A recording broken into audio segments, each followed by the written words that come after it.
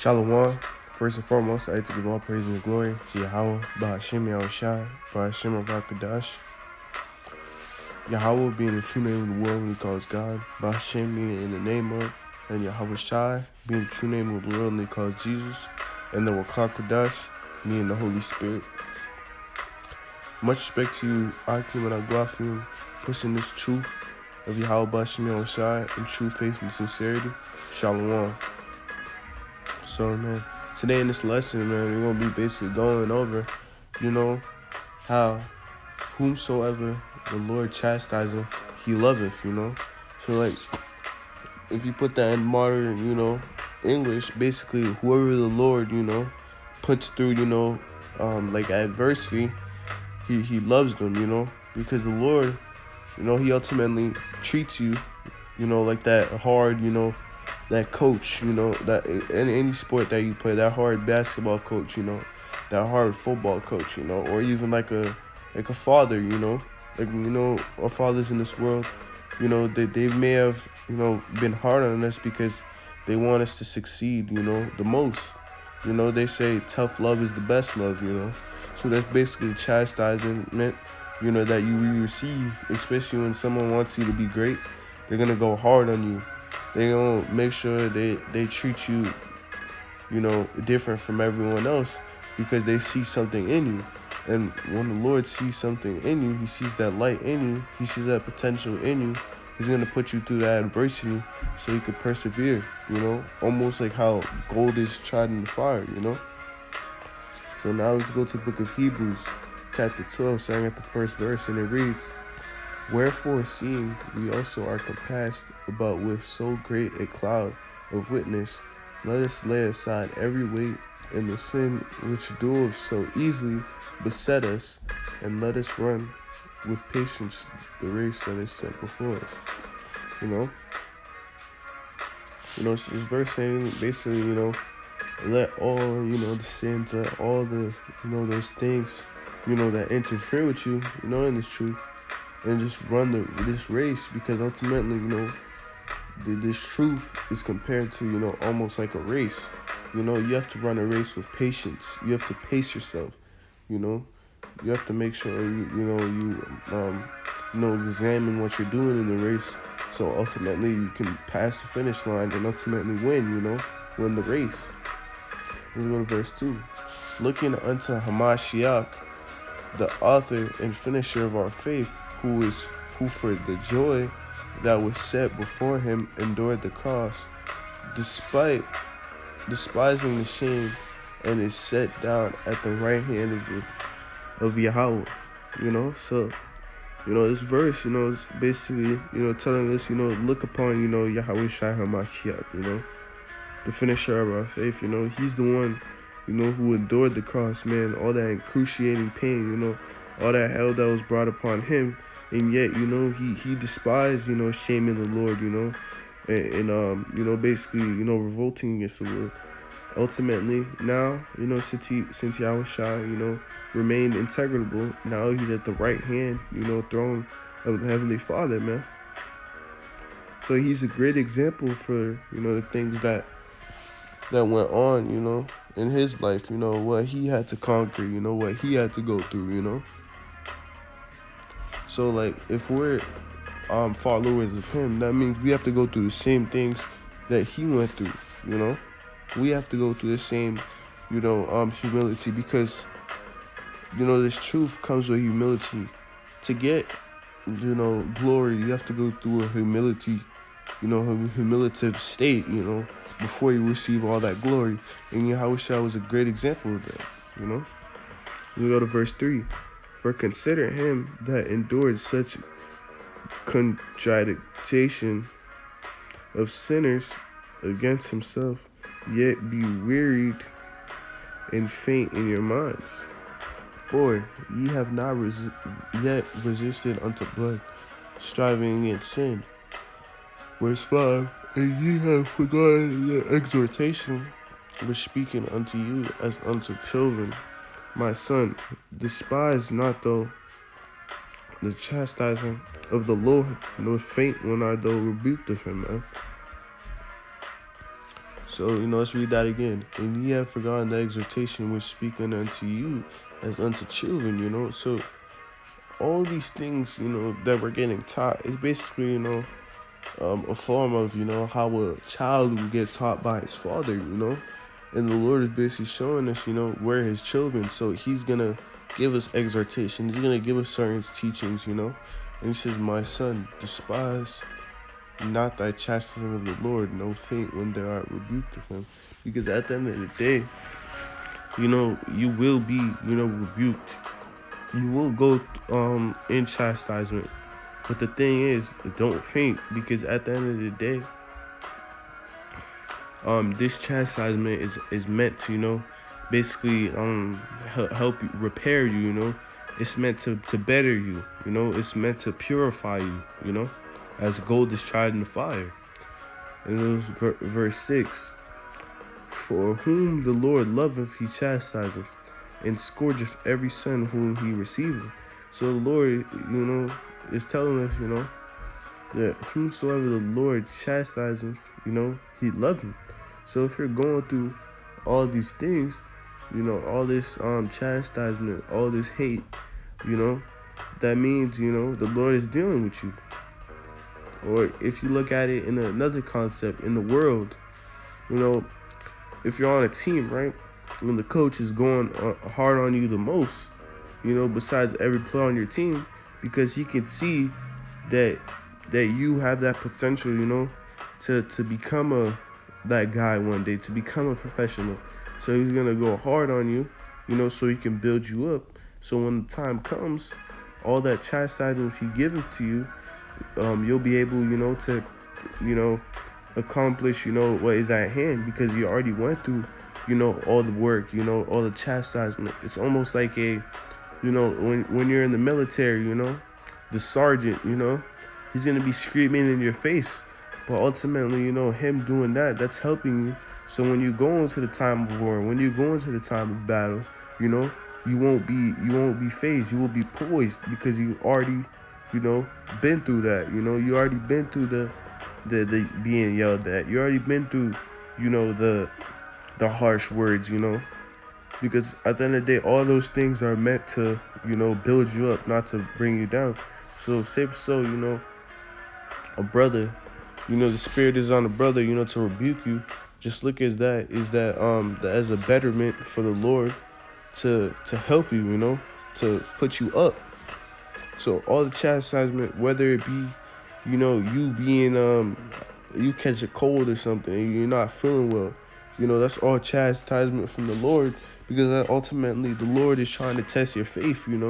He's trying to test you if you can endure this test that he's putting on you. And we get tried every day, whether it be, scoffers, people around your circle, whether it be your family, trying to test you. That's ultimately the Lord, the Spirit of the Lord trying to, test you and trying to purify you, Let's go to verse 7. If ye endure chastising, God dealeth with you as sons. For what son is he whom the Father chastiseth not? So the Lord, is comparing his chastisement to a father, to a son. Because, what is there having a son for if you're not going to chastise him, if you're not going to discipline him? Because ultimately, disciplining is what gives people, morals, Because I know in my life, in the carnal, way, there's certain morals I wouldn't have if I never got chastisement, by my father, by whoever's, raising you, whoever's that father figure or mother figure in your life, So ultimately, if you're getting, chastisement, you're going through a tough time, that means the Lord's dealing with you. Because you see the best players, man. For example, you look at a Kobe Bryant, you look at a Michael Jordan. They all had tough coaches, who some of them even hated, But ultimately, they looked at the finish line. They seen, oh, dang, what this coach is telling me, is ultimately, gonna help me for the better. It's gonna help me, achieve, be at the top. And a great example of that is Allen Iverson, man. When he was in college, man, he went through a tough time. He got arrested, before he was going to college for accusation of a bowling brawl, you know, but ultimately he didn't do it. And his coach, used to chastise him. He basically used to say harsh things to him, but ultimately those words they helped him turn into a man because he's seen ultimately that the person was trying to help them, you know. So that's why they say tough love is the best love, man. Let's go to verse 8. But if ye be without chastisement, whereof all are partakers, then ye are bastards and not sons, So, if you don't go through any chastisement, then you're just a bastard, you know what I'm saying? You're not the Lord's son, Because it's like, your parents, they know you. They're not going to be, trying to chastise, or trying to discipline your boy Cavante, or Kavan, they're not going to be, trying to discipline your friends because they don't know them, but they're going to chastise you. So ultimately, if you don't go through any chastisement, you're not a son of the Lord, man. Let's go to verse 9. Furthermore, we have had fathers of our flesh which corrected us, and we gave them reverence. So we not much rather be in subjection unto the Father of spirits and live? So furthermore, the Lord is comparing, this thing, basically, we have fathers, in the flesh, in our regular lives, who have corrected us. And when we do give them reverence, even if a brother, is not on cool terms with their father right now, but they still take, the certain morals, the certain details that their dad gave them, and ultimately ran with it, And that's the same thing the Lord is doing unto us. So we have to be in subjection. We have to endure it because ultimately Yahweh by Hashem Yahushai is the Father of spirits. So ultimately, if we don't endure chastisement, we're not going to live, man. We're not going to live. Because ultimately this is a test, man. And you have to study for the test, man. You have to endure, the test. Because that's the only way you're going to get better at something if you get tested. If you're in a craft, if you're an athlete, the game is the test, If you worked hard enough, the hardest thing should be the practice. It should, like the way you also endure chastisement, man. You learn how to discipline, man. It's the same for some fasting, Fasting, doing disciplinary things, You're basically afflicting the flesh, We go to verse 10. For there verily a few days chastise us after their own pleasure, but he for our profit, that we might be partakers of his holiness, So, our parents, they must have, sometimes they must have, chastised us, for their own pleasure, but the Lord ultimately, he's doing it for our profit, He's doing it, so we could be partakers of his holiness, because ultimately the Lord wants us to be saved, man. He's that merciful. Verse 11. Now no chastisement for the present seemeth to be joyous, but grievous. Nevertheless afterward it yieldeth the peaceable fruit of righteousness unto them which are exercised thereby, So, all the chastisement, all the, adversity we go through, obviously it doesn't seem joyous, but it does feel grievous. But at the end of the day, it yieldeth, basically exerciseth, the fruit of righteousness. It's basically, preparing you, for the things that you want to accomplish, the goals that you want to accomplish, man. It's like, working out, man. Like when you out here, trying to build muscle, for you to build the muscle, your muscle has to tear. It has to go through affliction so it can grow back. So ultimately, you're chastising your muscle so it can grow. And that's the same thing when you're in your craft of doing the truth, man. You're going to have to go to a purification stage, a chastisement, stage, for you to grow ultimately, in the spirit. So, yeah, man. So ultimately, you have to endure chastisement, man. And now let's go to the book of Proverbs, chapter 3, and verse 12. Verse 11, and it reads, "My son, despise not the chastisement of the Lord, neither be wary of his correction." The Lord is gonna, he's gonna correct you. But at the end of the day, that's for him, to better you. In verse 12, "For whom the Lord loveth, he correcteth, even as a father and the son, he delighteth," Because if a father, he's going to correct his son because he loves him. And the Lord loves you, so he's going to continue to correct you. He's going to show you your wrong ships, But that's where it comes, of not being offended. When you get corrected, man, you have to, be humble, Be humble in the spirit. If you're wrong, you're wrong. There's nothing about being wrong. But the one thing about being wrong is about being wrong and thinking you're right. That is wrong, When you think you're right, but you're wrong, that's what's being wrong. But if you're humble enough to accept, your wrongship, accept that you messed up, then the Lord, he's going to be like, all right, man, I'm going to work with him, So that's how it's got to be. And now let's go to the book of Sirach.